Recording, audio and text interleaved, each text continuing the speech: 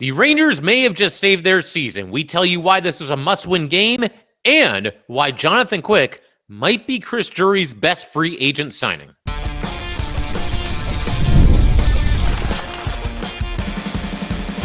You're Locked on the New York Rangers, your daily podcast on the New York Rangers. Part of the Locked On Podcast Network, your team every day. Welcome back, Blue Shirts fans, to episode number 1413 of the Locked On New York Rangers podcast. I'm your host, John Chick. Just want to thank you guys, as always, for making Locked On New York Rangers your first listen every day. We are free and available on all platforms, including YouTube. And today's episode of Locked On New York Rangers is brought to you by FanDuel.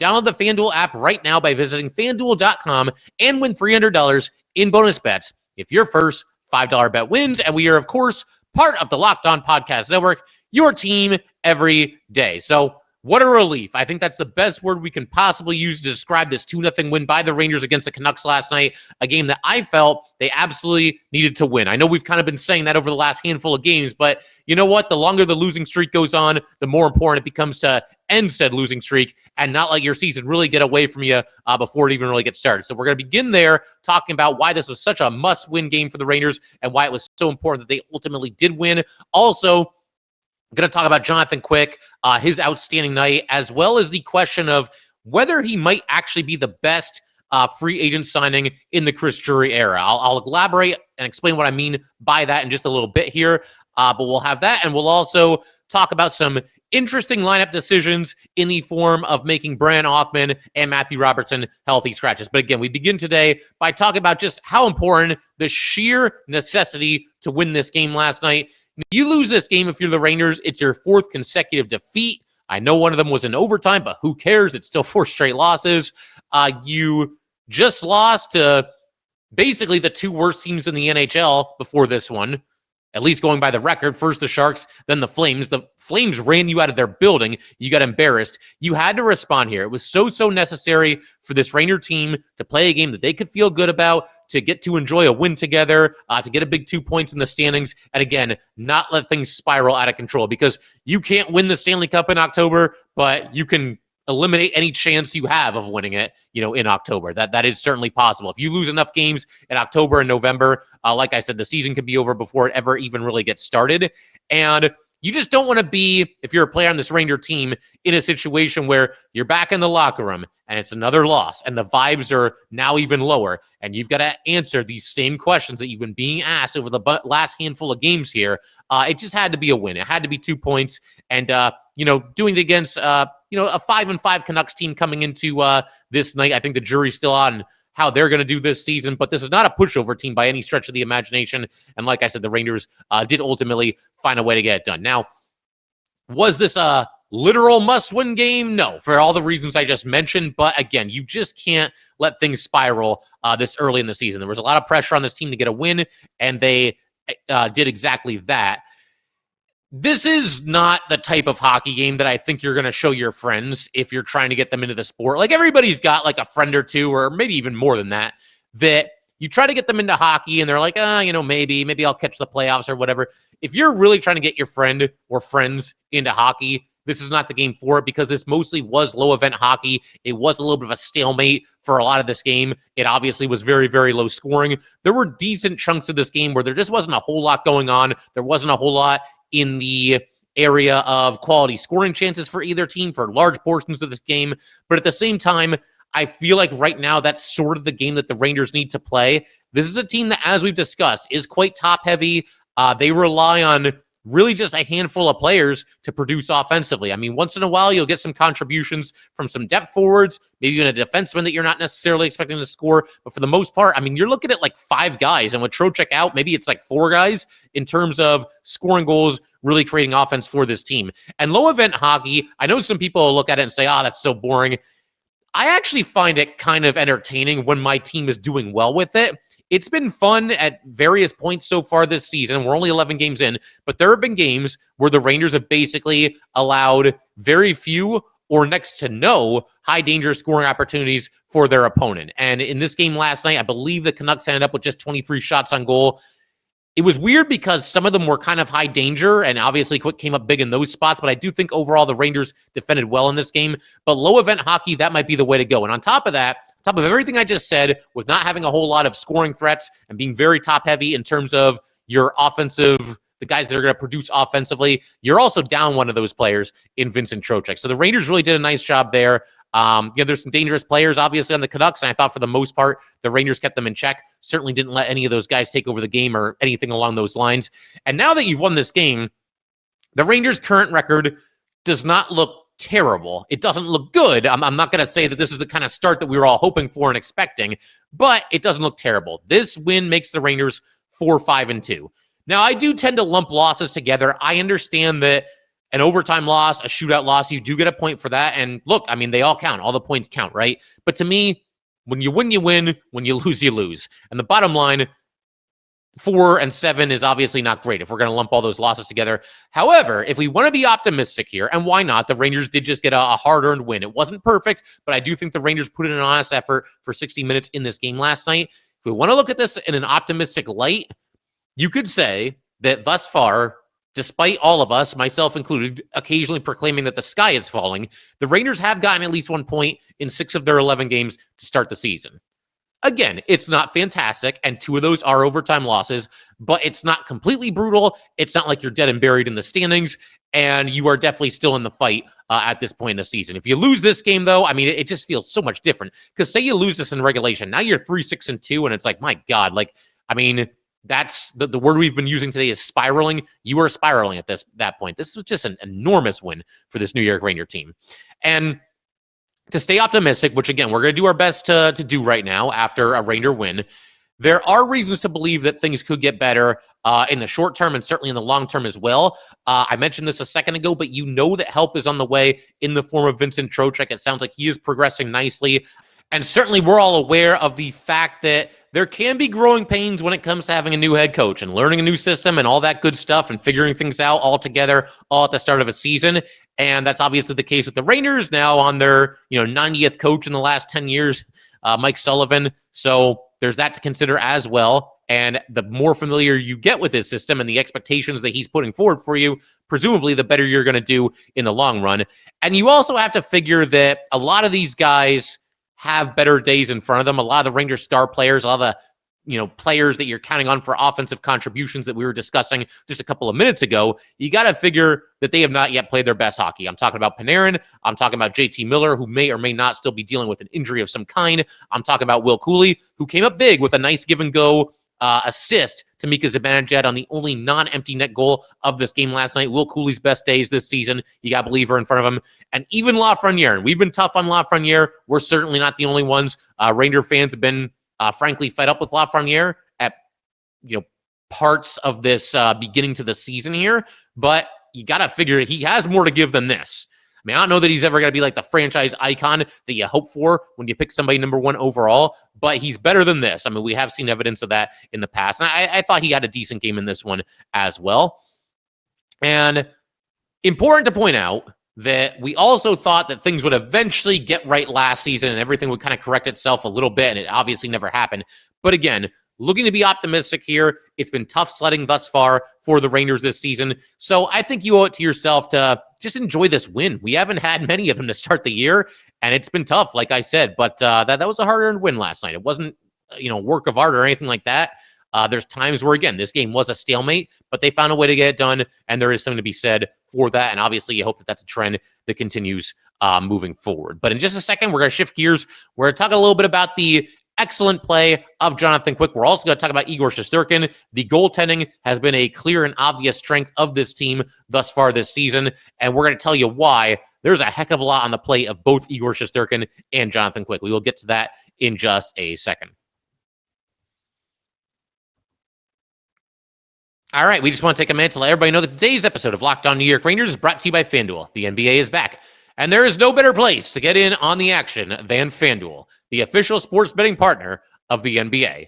Even if you miss the start of the game or you want to ride the hot hand, FanDuel has live bets on everything from who will score next to fourth quarter comebacks. Plus, you can even combine your live bets into a same-game parlay for a shot at a bigger payout. It keeps every game exciting, especially when your team is making that late push. Right now, FanDuel is giving new customers $300 in bonus bets when your first $5 bet wins. So head to FanDuel.com to sign up and play your game with FanDuel, the official sports betting partner of the NBA. All right, let's go ahead and keep everything rolling here on Locked On New York Rangers. Huge shout out to the everydayers. As always, thank you guys so much for supporting this podcast, obviously sticking with the Rangers themselves and the podcast as well. Last episode of the week is going to cover whatever happens between the Rangers and the Oilers on Thursday night. Believe the start game for that one is 9 o'clock, so it's not going to be quite as late of a night. Rangers did a good job against the Oilers last time, but obviously they kind of got goalied. If nothing else, they at least shut down the Oilers' superstar players, and they're going to have to do that again this time around if they're going to have any chance. But let's go ahead right now and talk about Jonathan Quick earning a shutout in spectacular fashion, 23 saves to be exact. It was a classic case of quality over quantity. Now, I don't feel like Quick necessarily carried the Rangers in this game. That would be if I said that, it would be kind of a disservice to the Rangers, who I felt like mostly defended well in this game, maybe with the exception being the first couple minutes of this game and also the last 8 or 10 minutes, in the third period when Vancouver was making their push. That's when it was really Jonathan Quick's time to shine. But he was the best player on the ice for the New York Rangers. I would also argue that. And he made some big-time saves, obviously, when he needed to. And when you look at the big picture here, 3 starts thus far for Jonathan Quick. He's been awesome in every single one of them. But to look at some of his highlights from this game, a couple of saves at the beginning of the game. Jonathan Quick very, very clearly pays attention to this Ranger team. He's obviously not going to play that often, but he's adjusted to life as a backup, and he's very, very well aware of the fact, it would seem, that this Ranger team, they are vulnerable to giving up the early goal, because he was on his toes to start this game here. He was making some awesome saves in the first minute, the first 2 minutes. There was a play at the very start of this game. I think it was the first shift. You've got Susie moving the puck behind the net.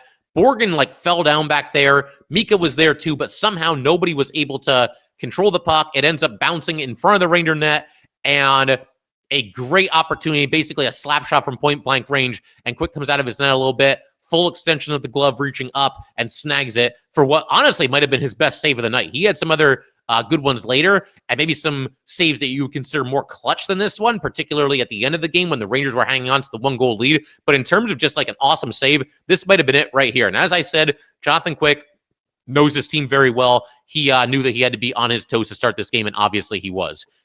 Quick also made some phenomenal saves at the end of this game. These were more of the chaotic variety. The Canucks, they came out hard in the third period. They started getting a push, certainly in the second half of the third period when obviously it's crunch time and they're looking for the equalizer.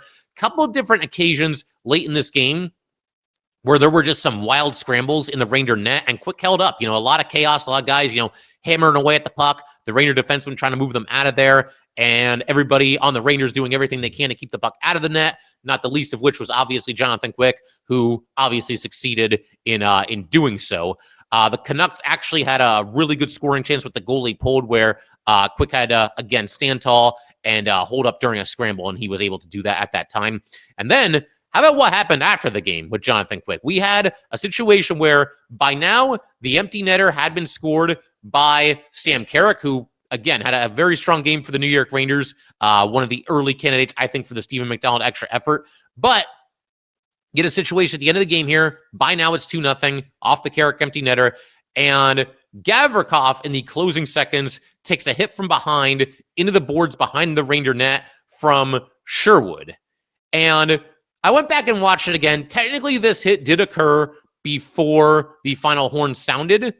And it's not like a dirty hit or anything like that, I wouldn't say, but it was completely unnecessary. Now, look, Sherwood has every right to finish his check, no matter if there's, 20 minutes to go in the game or there's 20 seconds to go or whatever the case might be. Right here where there's 1 second to go, he has every right to finish his check. By that same token, you understand the Rangers are going to take exception to it because there's just no need for it. The game was over at that point. Unless the Canucks were going to somehow score 2 goals in 1.5 seconds, the game was over. And so obviously the Rangers did indeed, kind of jump in there. Gavrikov took the hit. Schneider jumped on Sherwood right away, and Quick came right over there, and he was mixing it up as well. Looked like he threw a punch with his glove still on to Sherwood. Sherwood ripped off Quick's helmet, and that was a really cool closing image of this game. You had Quick there. So once everything died down, Quick was there celebrating with his teammates. He had an arm around each teammate with his helmet still off. So that was a pretty cool moment for sure. But I really believe Jonathan Quick, being the veteran that he is, there was some gamesmanship to this as well. Not for this game against the Canucks, because this game against the Canucks was over and the Rangers got 2 points, and let's get out of here before somebody gets injured, right? Because the Rangers can ill afford any more injuries. But I really think going forward, this was kind of a little bit of a message from Jonathan Quick to kind of fire up the boys a little bit and get them going and make sure that they carry this into the next game. And that, they're in the weeds right now. And Quick is well aware of that. He knew how much the Rangers needed this win. He knows they've been really up against it. He knows his team has been scuffling to start the season. There's gamesmanship there from a savvy veteran and obviously a living legend in Jonathan Quick to fire up the guys when this game ends. I truly believe that. And we've heard so much about how the Rangers are going to play with some FU and really kind of embrace that mantra. Jonathan Quick, of all people, the goalie that's going to turn 40 this season, is one of the guys leading the way in embracing some FU. So that was awesome to see. I love that. Certainly don't want to see him get hurt or anything like that after the game is over. But you know what? Sometimes you gotta do what you gotta do. And I think there is certainly a message there from Quick to his teammates that this is going to be the attitude that we take into the next game. And hopefully that is the case for the New York Rangers. Talking about Jonathan Quick and the awesome start that he's been off to this year, I do also think that it begs the question, if he is the best free agent signing from another team, we're not talking about in-house extensions, the best free agent signing from a different team of the Chris Drury era. Now, in a literal sense, you would have to say no. I think that honor would certainly go to Vincent Trocheck. I mean, Trocheck for $5.6 million per season, what he's given the Rangers ever since he's been here, I think certainly he's been the best signing. He was somebody that was in the running to be the captain. I know a lot of you wanted Trocheck to wear the C this season and beyond. And I think certainly the Rangers miss him right now, and it'll be really nice when Trocheck gets back. In terms of production, it's Trocheck. But when you take a look at production versus dollars, or effectiveness versus dollars, however you want to look at it, there's a real case to be made that Jonathan Quick is the best signing of this era.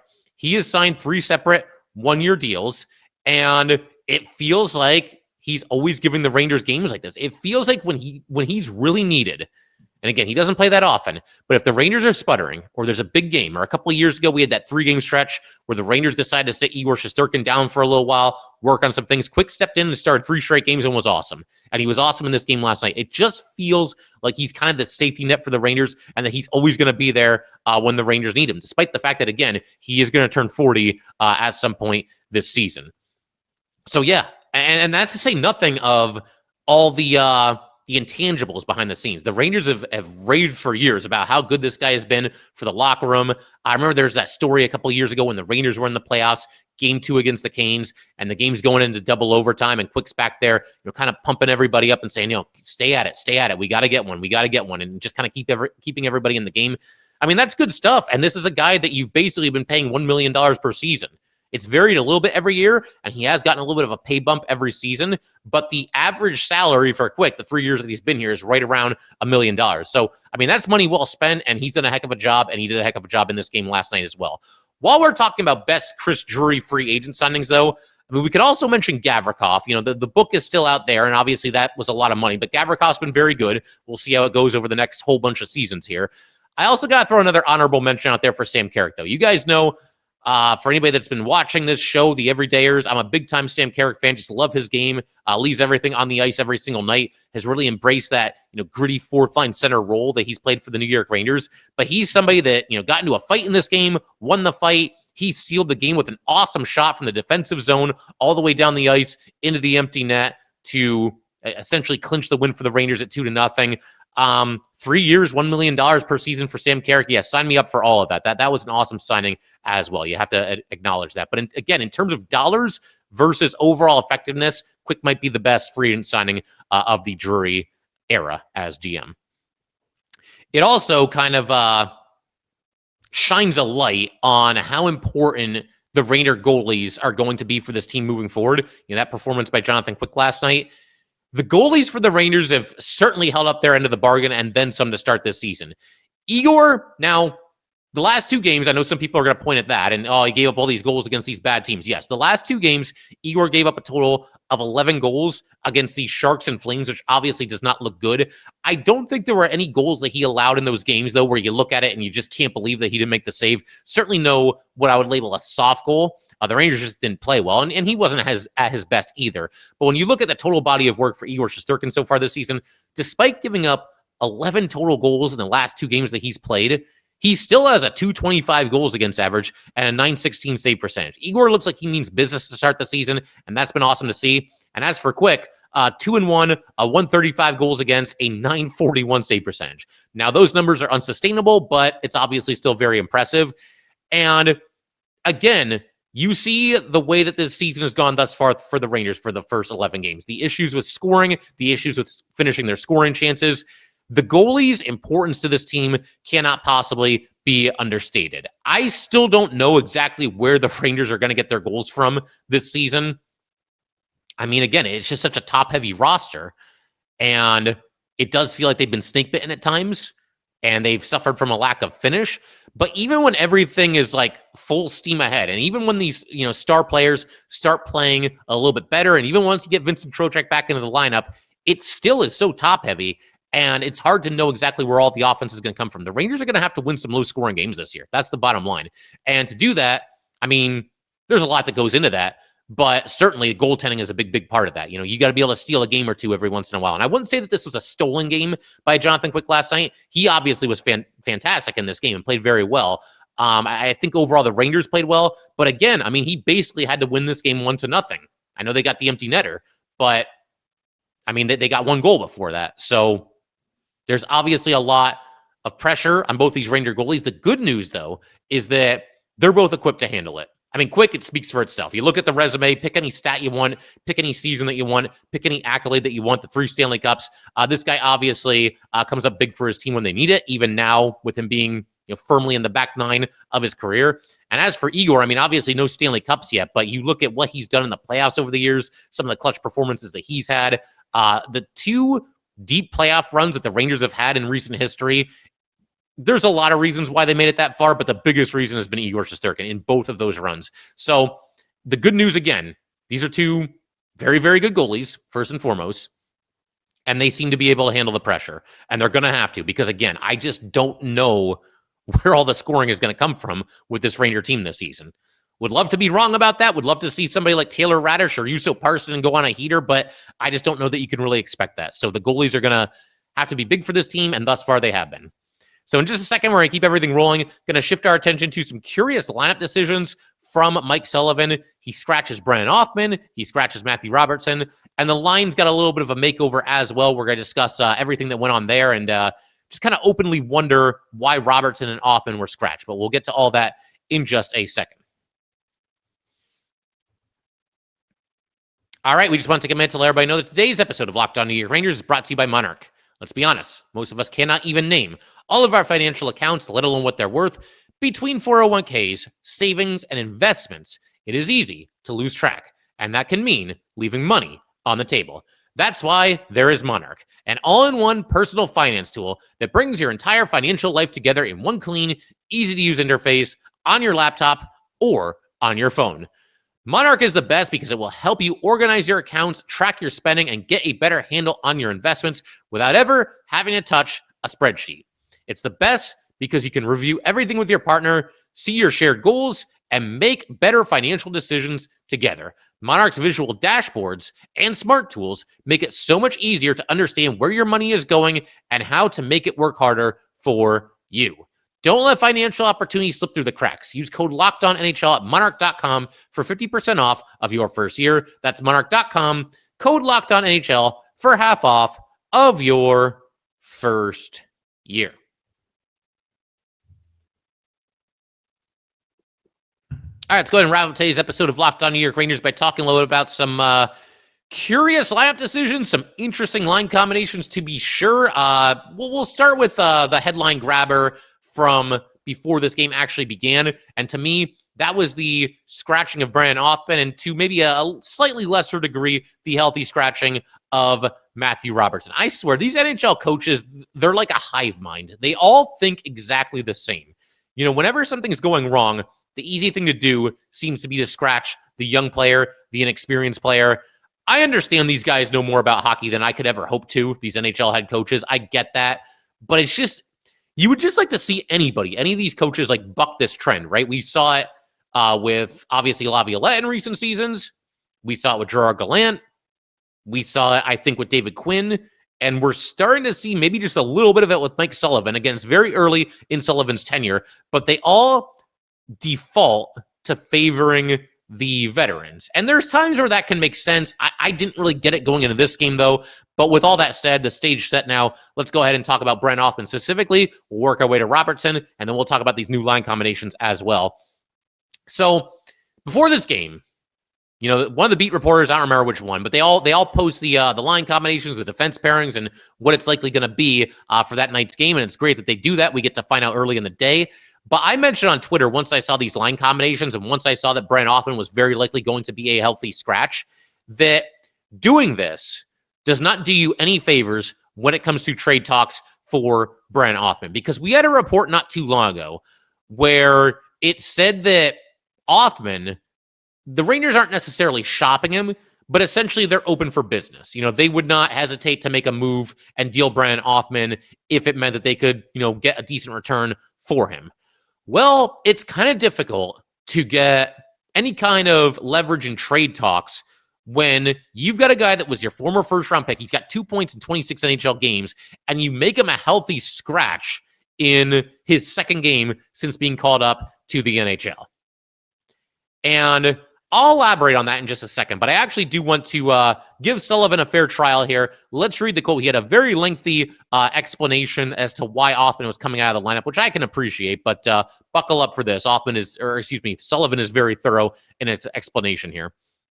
So what he had to say: "This is the conversation that him and I have had throughout the course of training camp. Before training camp started, I sat with him after the Lehigh Valley, the rookie games, and trying to define for him what the expectation is and how we could potentially earn a roster spot. And I think the most important element of it is just attention to detail, reliability, knowing your job, doing your job, play away from the puck. That was where his focus, I think, needed to be. We're looking for that element as an important aspect of him earning a roster spot. In the game the other night, there were some good things that he did. There were also some moments where attention to detail could have helped us keep the puck out of the net and things of that nature. We'll continue to work with Otter with respect to those details and what those mean." So that's all well and good. It's a very thorough explanation. There's a lot of truth to what he said. The situation where Othmann didn't shoot the puck and then didn't get back into position defensively to prevent the Flames from scoring. That was obviously, an unfortunate moment in that game. And Sullivan did all this without burying his guy, without throwing him under the bus. So that's nice to see as well. However, Sullivan can give the best explanation in the history of the world for anything ever, and it does not change my original point. It is still difficult to get any kind of trade leverage when you're scratching your former number one overall pick for a lineup that has Brodzinski, Parsonen, Radish, and Sheary all in it.